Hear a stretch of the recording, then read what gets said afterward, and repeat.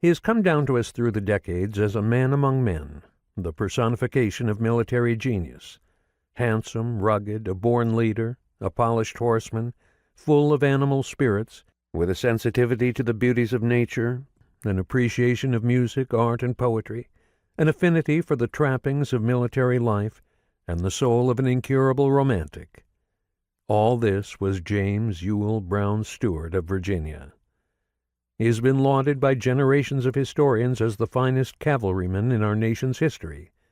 His inspired leadership, tactical acumen, scorn for danger, and penchant for the calculated risk are credited with having turned his talented but understrength and undisciplined horsemen into a force so formidable that opponents were outmaneuvered, outfought, and beaten into submission until, perhaps inevitably, attrition of manpower, horseflesh, and other resources created an unlevel fighting field much in the enemy's favor.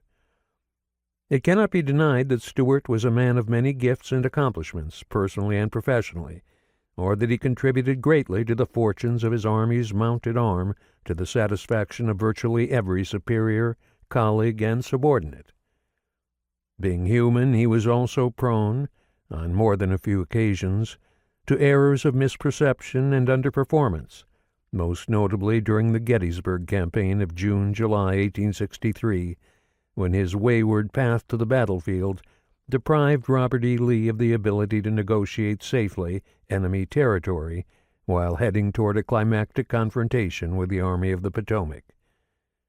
Due to the outsized reputation for achievement that Stuart gained during the war, which has only been embellished in the century and a half since, most of these errors have gone virtually unnoticed, or when addressed have been excused in some fashion.